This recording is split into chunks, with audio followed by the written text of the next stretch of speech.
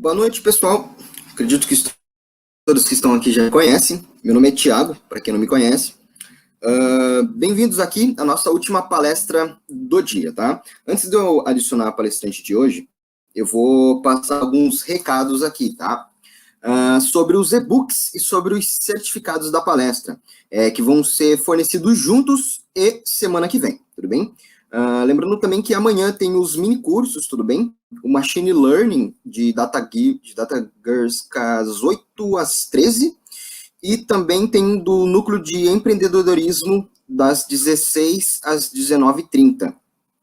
Lembrando também que o Jackson, ele ia dar a palestra ontem, porém teve alguns problemas, então ele vai dar amanhã daí, dia 23 às 14 horas da tarde, tá? Fiquem ligados lá.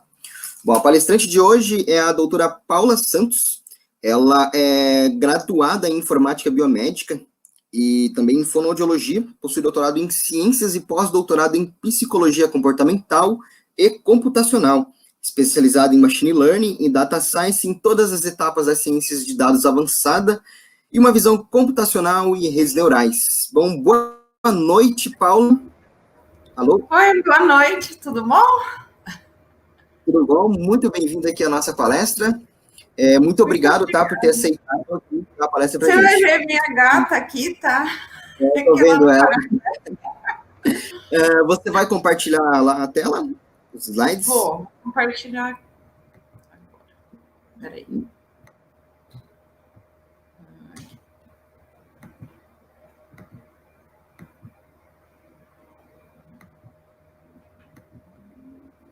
Certo, tá aqui já.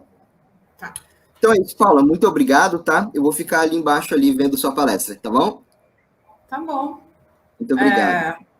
Eu que agradeço, quero agradecer o convite. Fico muito feliz, né, por participar. Já, acho que é o terceiro ano que eu participo, mas para mim esse ano é bem especial, porque é o ano que eu fundei a startup, né, que é a Bive. E uma coisa que é interessante, que a startup, ela iniciou no momento da pandemia, né?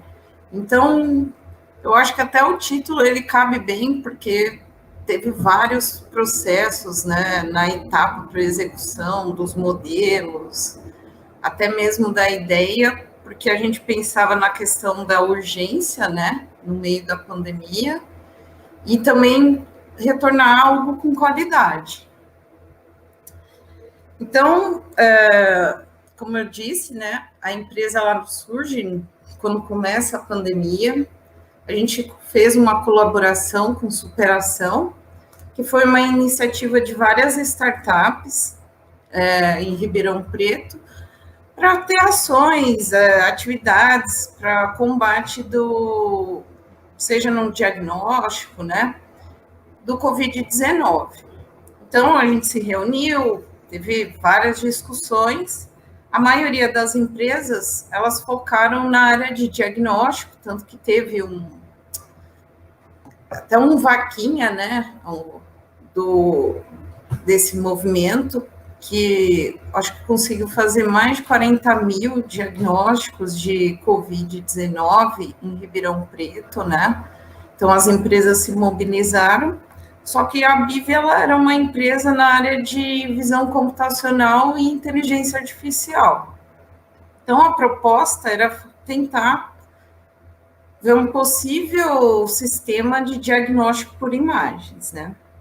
Acho que o primeiro passo de tudo isso, né? Você tem a ideia, você começa a pensar, como que eu vou fazer? Muitas vezes a gente que é da computação olha muito algoritmo, mas antes de tudo isso, eu acho que o primeiro levantamento que eu fiz foi com relação à quantidade de aparelhos de raio-x e tomografia no país, né?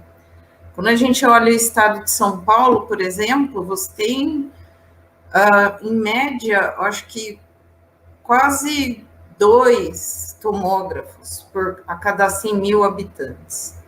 E quando você vai para as tomografias, o raio-x, você chega a 10. Só que isso é o estado de São Paulo, né? Quando a gente vai para outras regiões do país, Tem estados que nem tem o tomógrafo, ou se tem é um só, e é na capital, e em sua maioria acaba tendo raio-x. Então, a primeira decisão, né, foi olhar essa proporção, né, de aparelhos. Então, aí eu decidi que seria o raio-x para sugestão de diagnóstico de imagens. E por que eu estou falando isso? Por exemplo, eu tinha alguns modelos, tanto para parte de tomografia, ultrassonografia e raio-x. Como a gente ainda não tinha, a doença estava muito no início no Brasil, a gente estava mais ou menos no mês de março, abril, mais ou menos, quando começou esse movimento. Não se tinha muitas imagens de ultrassonografia, teria muito menos. Eu até cogitei no começo de fazer de ultrassonografia, mas eu não consegui imagens, porque teria muito mais, e pensando em agilidade, né? A ultrassonografia eu posso levar ela é portátil. Hoje tem alguns raios-x portáteis, mas são muito poucos, a maioria que tem, a resolução é bem ruim. Então, devido a isso, eu acabei optando pelo diagnóstico por raio-x, né? Bom, eu acho que quando a gente pensa numa solução, a gente tem que ver várias etapas, tá? E eu acho importante falar isso, porque muitas vezes quando a gente sai da graduação, a gente tem aquela ideia, eu tenho que resolver o problema da imagem, então eu tenho que encontrar aquele tumor, né, no pulmão, eu tenho que encontrar características como opacidade, né, no exame de raio-x. Mas antes disso, a gente tem que lembrar que tem uma questão muito forte de segurança, né? Por exemplo, essas imagens são imagens DICOM, né? Então, junto com a imagem, vem todas as informações do paciente, né? Então, o primeiro passo, antes mesmo de você pensar a solução toda, aquele algoritmo, um por um, eu acho que é ter uma visão geral da aplicação. Então, eu preciso ter segurança nessa aplicação, eu preciso saber que eu tenho algoritmos complexos envolvidos. Então, eu tenho que pensar, antes de tudo, na parte de infraestrutura dessa solução. Dentre as empresas, né, eu optei pela Amazon. E por que eu quero destacar essa parte? Se eu pegar a solução, eu estou recebendo várias imagens o tempo inteiro. Então, eu optei que, para quando tivesse processamento, eu ia usar o S3, né, que tem uma modalidade que é o standard, que ele vai fazendo esse processo em tempo real, então ele armazena, aí passa pelos algoritmos, e depois disso ele guarda num outro tipo de banco de dados, que é o Glacier, que ele é para mais armazenamento dos dados. E por que eu optei, por que eu não subi um banco de dados? Bom, a gente tem uma lei, né, de segurança de dados hoje, que é a LGPD, e eu optei porque hoje a Amazon, ela me dá uma segurança de 0,9999992% de segurança em cima dos dados. E isso é importante, porque pensando hoje, esse sistema está implementado em municípios em Minas Gerais. Então, eu tinha que certificar esses locais que realmente esses dados estavam seguros, entendeu? Que não ia ter problema. Então, essa foi uma forma. Então, com isso, eu garanto que eu não tenha vazamento de dados, nem que pessoas tentem retirar imagens ou acessar dado de paciente, né? Depois disso, a gente entra no problema da imagem por si só, né? Eu vou falar desse filtro, basicamente é um filtro de suavização, é um filtro que quem é da informática biomédica, a gente acaba vendo no curso, lá no primeiro curso de processamento de imagens, a gente acaba até implementando, né? E muitas vezes a gente não entende os problemas. Lá, durante a graduação, a gente tem uma ideia muito vaga, e eu acho que quando a gente cai em empresas, vê o mundo real, a gente começa a entender a importância desses filtros. Uma coisa que a gente tem que perceber é que, por exemplo, no Brasil, nem todo o aparelho de raio-x é muito bom. Então, por exemplo, se eu olhar essa imagem, vem de um município que tem um bom raio-x. E se eu olhar essa daqui, a imagem é péssima. E os algoritmos de reconhecimento teriam muita dificuldade para diferenciar se isso é um raio-x normal ou não, teoricamente, pensando lá na última etapa, que é a classificação. Então, por isso que essa etapa de pré-processamento de dados, ela é extremamente importante. Então, quando eu penso lá em suavização, se a gente olhar aqui, eu já consigo observar um contorno melhor, né? E foi mais ou menos a ideia desse algoritmo.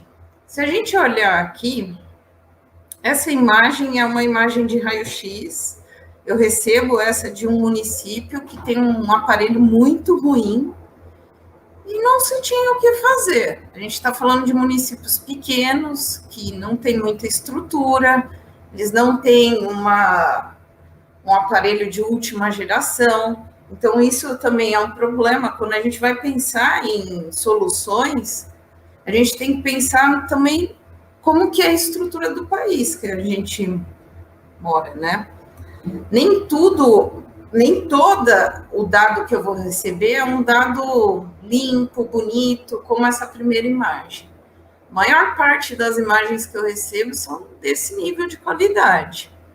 Então, se eu pensar em processamento, né, pré-processamento, a primeira etapa que eu tive que fazer foi essa. Usar uma das bases, né, desse algoritmo de pré-processamento, é esse filtro gaussiano, e ele pegou essa imagem, né, com baixa qualidade, e ele consegue transformar numa imagem com mais detalhes. Então, foi incrível, foi ótimo, eu adorei quando aconteceu isso, mas eu esbarrei num problema muito sério, que foi a complexidade do algoritmo, né? Esse algoritmo tem várias etapas, vários filtros que estão ali se conversando em paralelo, fazendo processamento nessa imagem. Então, uma coisa que também é muito importante nessa etapa é verificar a complexidade dos algoritmos, né? Quando a gente pensa lá em algoritmo e estrutura de dados, que a gente tem a ID1, a ID2, eles são extremamente importantes, porque aí eu vejo a ordem de complexidade.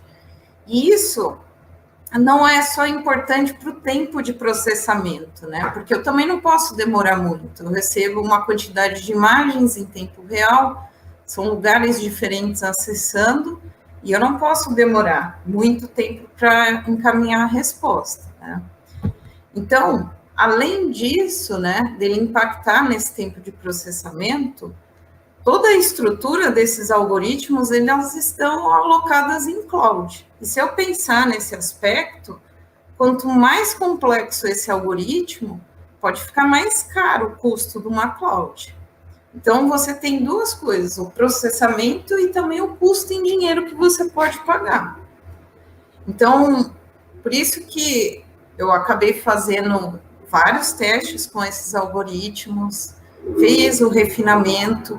Por exemplo, o algoritmo da parte de pré-processamento, ele não está implementado em Python.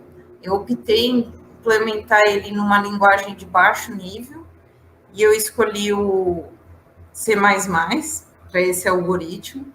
Então, ele me dá mais performance, eu consigo controlar melhor a complexidade. Então, cada etapa vai ter um problema. E eu acho que o pré-processamento é esse. Você tem que, de imagens, você tem que pensar que esses filtros, quando eles estão conversando, vários filtros entre si, muitas vezes você tem que tomar a decisão de trabalhar com diferentes linguagens, até mesmo para dar mais performance à sua solução. Bom, uma etapa seguinte, que depois que entra a questão dessa limpeza, desse processamento inicial, até mesmo, porque a gente sempre tem que pensar lá no final. Eu tenho que dar o melhor dataset para fazer o reconhecimento da melhor forma possível. Uma outra etapa que esse algoritmo passou foi a questão de redes neurais, mas eu usei especificamente só para fazer a segmentação do pulmão. Porque para mim não importava mais se era Covid, se era tuberculose, se era malária. Eu peguei muitas imagens, né, de raio-x pulmonar, porque a ideia é que esse algoritmo olhasse somente para o pulmão. Então, uma das etapas desse algoritmo é o quê? Descartar toda a outra região, todas as outras partes, e olhar somente para o pulmão. Que o que acontecia? Um pouco se sabia do Covid naquele começo. Cada hora saía um sintoma diferente. Vocês vão ver até que eu vou mostrar uma outra IA que trabalhou em paralelo, que ela foi buscando dados da internet, muitos sintomas, sinais e sintomas semelhantes à tuberculose, malária, estreptococcus. Então, eu resolvi olhar somente para o pulmão e descartar, por exemplo, essa região onde fica o coração ou outros órgãos, para tentar observar se ele conseguia diferenciar. E para mim essa etapa foi crucial, porque aqui, quando eu rodei o primeiro modelo do algoritmo para reconhecimento de padrões, eu percebi o quê? Que nessa etapa eu já consegui identificar o que era normal, o que era Covid e o que era qualquer outra coisa. Só que, quando eu olhava, e isso já era muito bom, porém, esse algoritmo ainda tinha um problema, porque às vezes, quando ela era tuberculose e streptococcus, ele ainda dava falso positivo. Então, o que eu percebi quando eu cheguei nesse processo? Que eu precisava separar mais o dataset, ou seja, eu não poderia ter só normal, Covid e outras patologias. Eu precisava pegar patologias como tuberculose, malária, streptococcus, H1N1 e separar em datasets diferentes.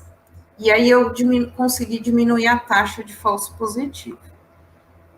Bom, como eu tinha falado, a outra IA que andou em paralelo foi a Maria, que é uma IA que ela faz busca de dados no NCBA. O mais interessante aqui é porque essa inteligência artificial, eu fiz uma engine, né, que é um crawler que você faz lá no site do NCBA, né, e eu comecei a puxar os dados, artigos correlacionados a Covid, dengue, malária, streptococcus, tuberculose, também tem H1N1, efizema pulmonar também, acabei fazendo busca. Por que eu fiz isso? Mesmo fazendo essa separação entre classes, né, vamos pensar lá no aprendizado supervisionado, eu coloquei classes diferentes. O que eu percebi é que ainda existiam muitas falhas no modelo. Então, tem um tipo de modelo que a gente chama que é modelos multimodais, certo? Então, eu comecei a pegar dados do paciente, dados e características da patologia, certo? Então, primeiro eu a primeira coisa que eu fui fazer é uma análise dos dados por idade, por sintomas descritos, e além disso, desculpa, gente. E além disso, eu fiz essa busca de artigos. Então, essa IA, o que ela fazia? Ela olhava o abstract, extraía o texto, e ela começava a buscar palavras-chave, Covid-19, dengue, malária, streptococcus e tuberculose. Se ela encontrava essa palavra-chave, ela pegava esse texto e começava a fazer uma limpeza, toda aquela parte que a gente vê de processamento de linguagem natural. Então, ele fazia a limpeza, eu já tinha uma estrutura de sumarização feita, e ele começava a buscar sinais e sintomas dentro desses textos para mim. E a partir daí eu fui coletando e armazenando. Fui coletando e armazenando. Conforme ele falava, é leve, moderado ou grave. Eu ia guardando em separado esses dados. Por quê? Tem uma questão no COVID que é o seguinte, no início, ela tem uma característica de uma gripe, e quando ela chega lá mais para o fim, que é o estado mais grave, ela acabava tendo características de uma pneumonia bacteriana, que seria mais próxima, por exemplo, a Streptococcus. Só que o que eu percebi nessa busca, né? Se a gente olhar aqui nessa tabela, por exemplo, efusão pleural, que é uma característica, né? Na tuberculose é uma característica forte. Se você pegar a malária, Streptococcus é uma característica não tão comum. Na dengue, ela é muito comum, e quando eu falo dengue, é aquele tipo mais agressivo, que é um tipo que vai dar até hemorragia, e um pouco antes disso ele pode dar características pulmonares. E uma das questões que eu incluí a dengue é, primeiro, porque eu tinha o dataset, né? E segundo passo é porque no município, né, de Ribeirão Preto, e se você pensar em vários lugares do país, você tem muitos casos de dengue. A tuberculose também se você pegar, hoje no Brasil, você está falando de mais ou menos 70 mil pessoas que têm tuberculose, você tem um problema de reinfecção de tuberculose, um paciente de tuberculose, ele tem que passar um período longo de avaliação, né, tanto pelo médico, fazendo exame, e todas essas patologias, elas têm algumas coisas, têm sinais e sintomas muito parecidos. Então, essa IA, ela foi buscar o que era comum, não tão comum, e que não era muito comum na patologia. Então, por exemplo, se eu pegar na questão de efusão pleural, no início, né, o que ele me traz? Que a tuberculose é muito comum e o COVID não. Mas opacidade no COVID-19 já é uma característica muito comum. Então, quando eu falo de modelo muito multimodal, a importância é essa. Não é só analisar a imagem. Eu posso tirar características, que nem quando eu usei os algoritmos desenvolvidos na área de reconhecimento de padrões, eles são algoritmos com uma base bayesiana, né? Tem outros algoritmos envolvidos, por exemplo, como o Haralick, que é um dos algoritmos que estão implementados nessa solução. O que eles vão fazer? Eles vão olhar na imagem e ver padrões de pixel, certo?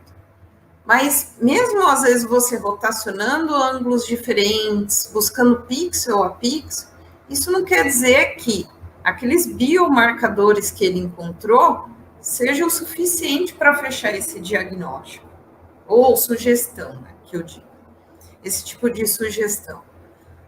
O modelo que eu achei mais seguro foi quando eu coloquei essa questão das características, certo, que eu busquei, com relação à idade, complementando com idade, sinais, sintomas, procurando se essas características de derrame pleural, efusão pleural, opacidade, o quanto esse padrão ele tinha uma característica determinante ou não naquele tipo de patologia.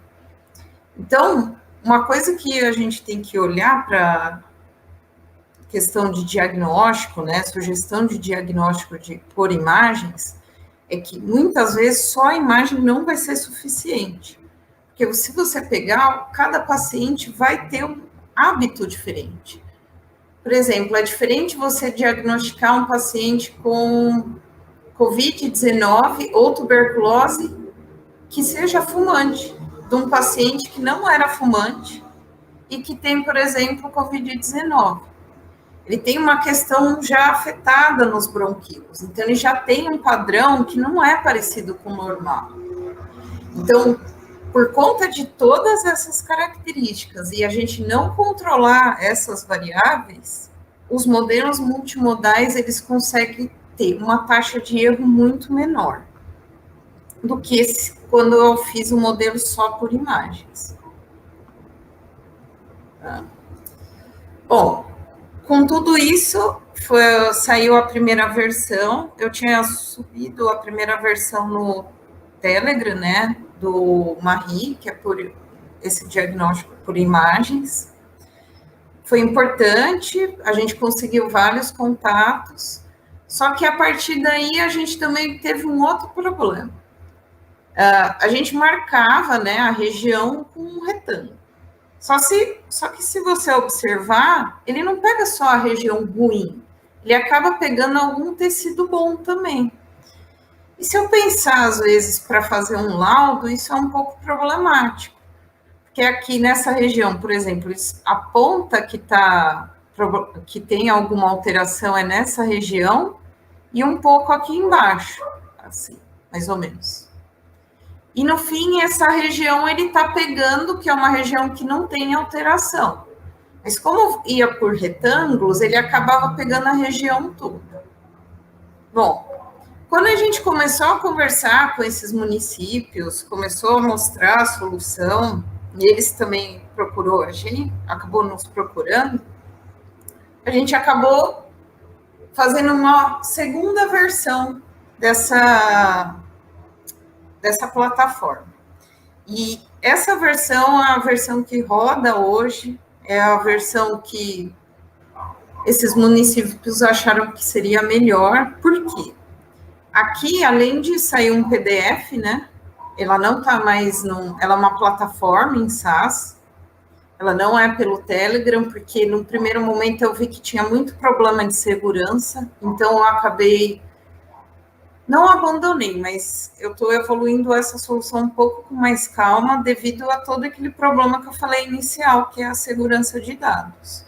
Então, hoje ela é uma plataforma, a solução, ela pega todos os dados de sinais e sintomas do paciente, né, junto com idade e a imagem. A partir disso, o que esses algoritmos eles fazem? Além de fazer aquele tratamento, né, em cima da imagem, ele faz aquela segmentação que pega somente a região do pulmão.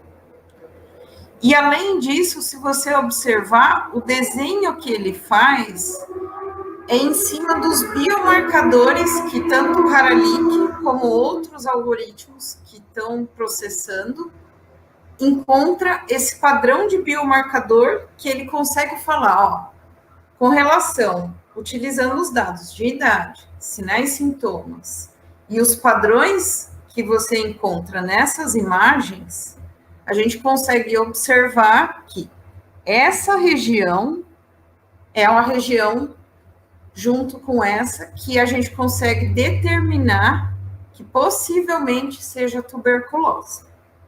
Entendeu? Então, o que acontece? Ele compõe várias entradas de dados para gerar esse tipo de resultado. Hoje, se eu olhar na empresa, a gente tem várias soluções, tá? O Marie eu trouxe como um exemplo de jornada para vocês pensarem em vários problemas que podem ter na etapa por diagnóstico de imagens. Mas, por exemplo, a gente tem soluções de mamografia. Então, consegue ver, por exemplo, o padrão, se é maligno ou benigno. No caso desse, especificamente, a gente consegue determinar, porque eu vou ver o número de calcificação que tem ali na região. E nesse modelo, por exemplo, eu consigo fazer só por imagens. Mas quando eu tenho muitas patologias, que elas têm comorbidades parecidas, padrões parecidos, muitas vezes só a imagem não vai ser suficiente. Ela pode causar muito dado falso positivo, que foi o que aconteceu. Por exemplo, nos casos mais leves, muitas vezes o algoritmo ele acabava identificando como normal ou uma gripe, porque só a imagem não era suficiente para ele. Nos casos graves, muitas vezes ele acabava tendo algum problema, porque no momento que o COVID ele tem alguns padrões de pneumonia bacteriana, às vezes ele acabava dando um diagnóstico, por exemplo, de streptococcus ou tuberculose. Então, para diminuir essa taxa, foi preciso fazer também essa entrada também com dados. Uma outra solução que a gente tem, que também é bem bacana, né, na empresa, que a gente também segue a mesma linha do Marri, é com relação à radiografia de arcada dentária. Então, por exemplo, a gente consegue identificar todos os dentes e saber a posição de cada dente, saber se aquele dente está com cárie, se aquele dente tem uma coroa ou não. Ou seja, se eu olhar a problemática de uma panorâmica, né, no caso da área de odontologia, eu só quero identificar o dente. Com relação às alterações, eu vou vendo o desgaste do dente, né? E com relação à coroa ou implante, eu vou procurar um pino naquela imagem. No caso do COVID, da tuberculose e todas essas patologias, elas têm um padrão muito parecido. E também tinha um entrave muito grande, que era o número de imagens. Na época, eu tinha conseguido imagens de vários lugares, da China, Itália, Estados Unidos, aqui no Brasil, só que o dataset não era suficiente para fazer um diagnóstico real e mais viável e com menos taxa de falso positivo, por exemplo, com o uso de Deep Learning. Eu acabei envolvendo algoritmos da área de análise e processamento de imagens, junto com algoritmos de Machine Learning.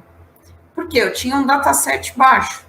Hoje eu tenho um dataset maior, que está em torno de 40 mil imagens.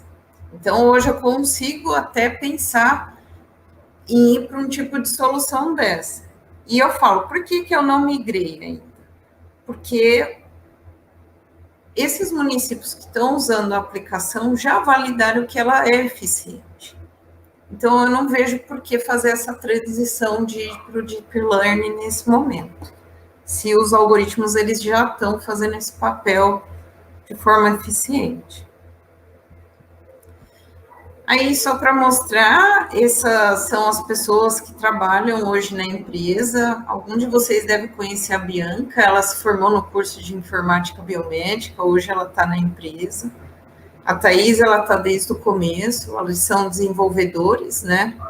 Full stack, vamos dizer. O Vitor, ele vem da física médica. O Mauro, ele é pesquisador, então ele ajuda na parte de dataset, validação. E o Giovannini e o Leomar, eles fazem parte da empresa, mas na área de gestão e comercial, né? Acho que é isso. Eu não sei se eu terminei um pouco antes, mas eu abro para perguntas, né? Não sei se o pessoal quiser tirar alguma dúvida sobre o processo. Eu acho assim que dessa vez eu foquei mais nessa parte de construção da ideia e toda a problemática, porque às vezes a gente vê soluções muito simples. Se eu for lá no Kaggle, tem várias soluções, só que na vida real isso pode ser um pouco diferente, porque a gente tem vários entraves, né? A questão de segurança, o problema dos aparelhos. Se eu pegar um dataset do Kaggle, são só imagens de alta qualidade, e de repente chega imagens de baixa qualidade, o que eu faço? Eu tenho que arrumar uma solução para isso. Entendeu? Então, muitas vezes, esses algoritmos, quando a gente joga para um ambiente real, que a gente vai ver mesmo os problemas que a gente tem que se deparar. Acho que é isso. Certo. Obrigado, Paula, pela palestra. Tá? A gente tem algumas perguntas aqui, sim, já. O formulário já vai ser disponibilizado, tá bom, gente? Tem uma pergunta aqui do Nielsen sobre aquelas imagens que você mostrou.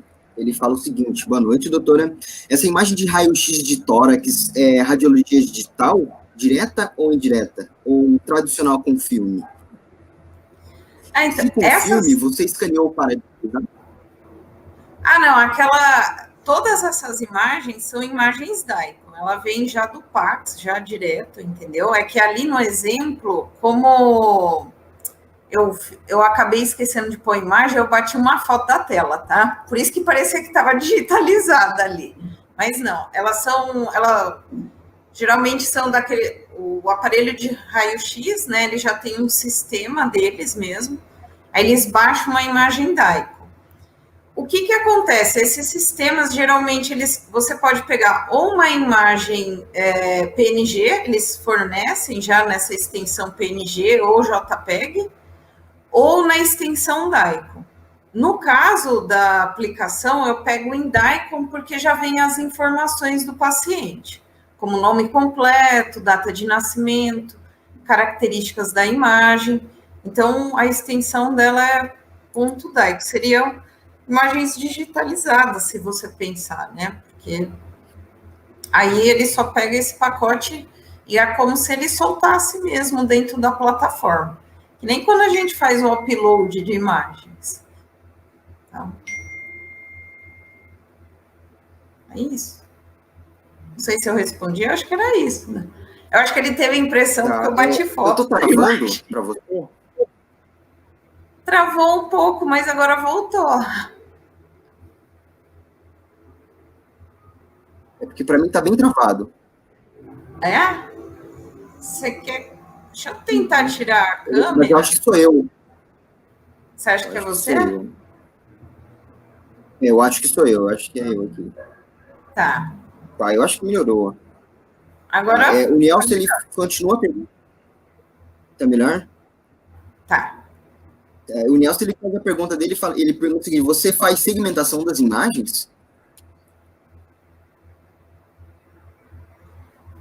Ó, aquele modelo que eu mostrei de redes neurais é um modelo, habitualmente o pessoal está usando o FastRCNN, certo? Que é onde eu segmento só o pulmão. Esse é um algoritmo, teoricamente, de segmentação. Então, o que eu faço? Eu faço a segmentação da região do pulmão. Então, assim, pensando no processo do algoritmo, a primeira etapa eu tenho o pré-processamento de imagens, que são os filtros, que ele vai ver se a imagem tem uma boa ou não qualidade, que essa etapa é importante. Vendo se tem uma qualidade baixa, ele faz aquele tratamento para tirar todo aquele ruído. A próxima etapa é uma etapa de segmentação. Só que essa etapa eu fiz com uma rede que é a FastRCNN, que ela encontra aquela região do pulmão e segmenta só o pulmão para mim. Só que é um modelo de rede neural treinado para segmentação, entendeu? Teoricamente, eu não estou usando um algoritmo mais simples para segmentar. Se eu for pensar lá no OpenCV, eu tenho o código da cadeia, né, que é um dos implementados naquela função de contorno. Ele é um algoritmo muito mais simples, mas nesse caso não. Ele é uma rede neural específica para segmentação do pulmão.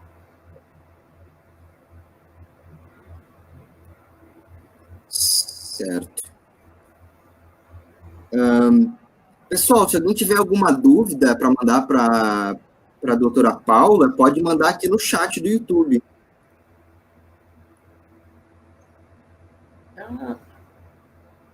Bom, aparentemente ninguém está com dúvida, mas teve bastante elogios, tá? Aqui, ó, do Semeberlinho, ele falou que uma palestra foi bem interessante, foi muito aprendizado para ele, que não é da área biomédica.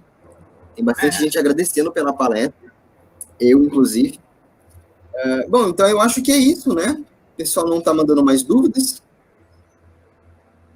Se certo? Vocês quiserem, também pode mandar e-mail, não tem problema nenhum em conversar, bem aberto, pode me procurar no LinkedIn, sabe? E eu queria deixar só essa mensagem, né? Que quando a gente sai da universidade, para a gente ter esse tipo de preocupação, que é o ponto principal, segurança de dados e toda a infraestrutura por detrás. E também pensar nesses problemas, né? Que a gente está num país que é um país que não dá acesso, por exemplo, quando eu falo um Albert Einstein, né? Se a gente pegar o modelo do Albert Einstein, eu tenho certeza que as imagens lá são perfeitas, de alta qualidade, né? Agora, se eu vou, por exemplo, O município de Itapeva hoje é o município que roda a aplicação do MARI, né? Ele tem uma qualidade irregular, tem um outro município que já tem uma qualidade muito mais baixa de raio-x. Então, assim, os problemas são muito maiores. Então, assim, o estudo tem que ser contínuo dessas áreas. A gente tem que pensar muito fora, é pegar esses algoritmos, a gente sempre tem que tentar pensar além, não é pegar só os algoritmos e usar da forma que é entregue para a gente, porque o problema é bem maior aí fora. Perfeito. E muito obrigada pelo convite, eu fico bem feliz. Muito obrigado, parece, gente. Certo. O formulário já foi disponível, tá? Paula, uma boa noite para você, tá bom?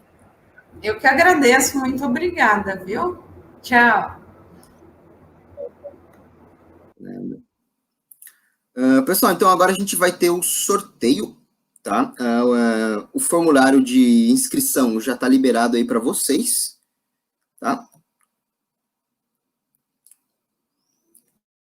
E agora a gente vai ter o sorteio.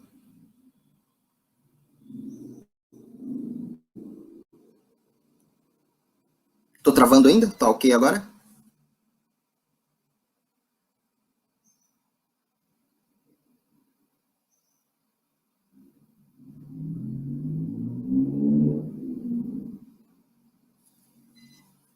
O pessoal tá dizendo que eu tô travando bastante.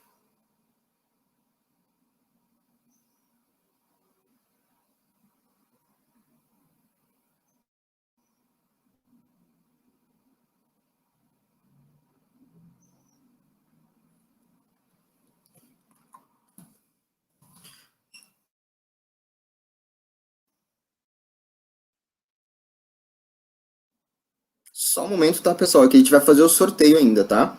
Mas por hoje, daí é a última palestra do dia, tudo bem? Vai ter mais uma amanhã, lembrando, tá? Vai ter mais uma palestra amanhã do Jackson.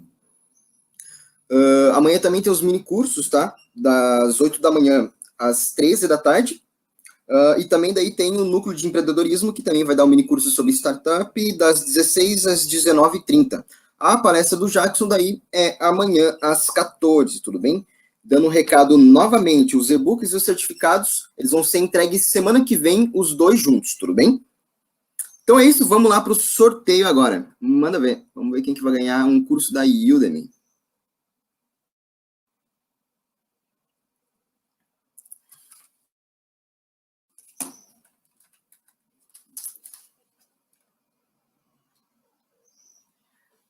Andriel Scheffer, vamos ver aqui. Andriel Scheffer, ele está inscrito sim na semana, então Andriel, fica de olho no teu e-mail, que a gente vai enviar mais informações para vocês, tá? Então, Fabrício, sobre os cursos, tá? O curso do Machine Learning, ele vai ser ao vivo, ok? Num link que vai ser disponibilizado para vocês, vão ser enviados todos nos e-mails de quem se inscreveu na semana. E do núcleo de empreendedorismo vai ser pelo Meet, tá? Vai ser tudo enviado pelo e-mail daí, ok? Bom, espero que esteja ficado claro, tá? Muito obrigado por acompanhar a gente até aqui. Muita noite e a gente se vê amanhã. É isso aí, muito obrigado.